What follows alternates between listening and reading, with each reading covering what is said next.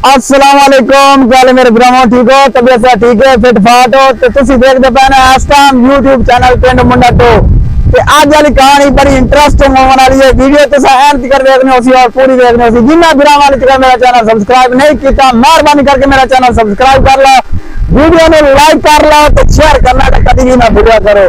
भाई आज की वीडियो एक जुगनू तो एक सप दी वीडियो एंड तक देखनी और पूरी देखनी है। जब तक तुम एंड तक वीडियो ना देख सो तो कख भी समझ नहीं आनी। तो वीडियो कर दिया भाई, इस कहानी की कर दिया स्टार्ट। तो भाई एक दफा इस तरह होया कि एक सप जुगनू का पीछा करन हो गया, जुगनू ने खावा से। आखिर जुगनू रुक गया। जुगनू तुम पता है कि वो सिर्फ चमकदा है, ठीक है, ओदा होर कोई काम नहीं है। जुगनू रुक गया, सप नूं कहंदा है कि गल है कि मैं तेन 3 सवाल करदा, तू उन्हां दा जवाब दे से।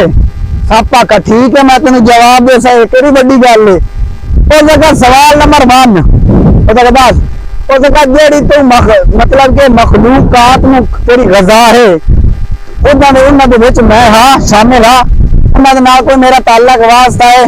सप आख्या नहीं। उस जगह मेरा दूसरा सवाल सप नूं, सप आखा हाँ बोल। उस जगह मेरा दूसरा सवाल है कि मैं तेन कोई रोक के कोई तेन छेड़िया होवे, कोई गल कीती होवे, कोई तेन वटिया मारे होवे, कुछ आख्या होवे, ऐसा का काई ना।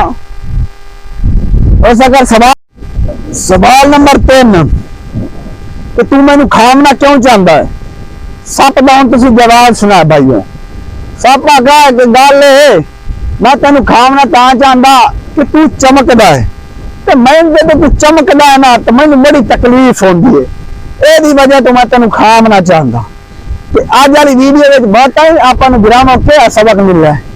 सबक यह मिल रहा है कि अक्सर आज दे जरा माशरे के मुताबिक आज की जी इस टाइम पोजीशन है वो मुताबिक इस तरह ही हो रही है। एक बंदा अगर कोई अच्छा खासा कमा रही है, कमाई कर रही है, तो दूसरे बंदे ने टका भी पसंद नहीं आता, आंदा यार यह बंदा क्यों वगा वधा जाता है, ये रुपये तो हो गया, ये भीख मंगिया, ठीक है।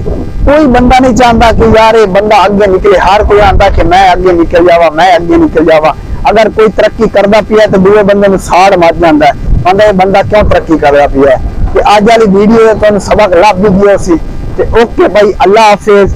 जिन्हें विराम आने तक मेरा चैनल सब्सक्राइब नहीं किया, मेहरबानी करके मेरा चैनल सब्सक्राइब कर लो, वीडियो में लाइक कर लो तो शेयर जरूर करें। उस बाद गल है कि भाई तुसा मैनू कमेंट में दसना सी कि मेरे बिरा ठीक वधिया, तबीयत से ठीक है। अगर कोई सवाल करना चाहते हो तो तुम मैंने कमेंट कर सकते हो। ओके भाई, अल्लाह हाफिज। आज दे दिन में मेरे पास मेरे इलाके माहौल बड़ा प्यारा है। इधर देखो, हाय हाय हाय, मैं स्वाद आ रही है। ओके हो गया भाई, बाय बाय।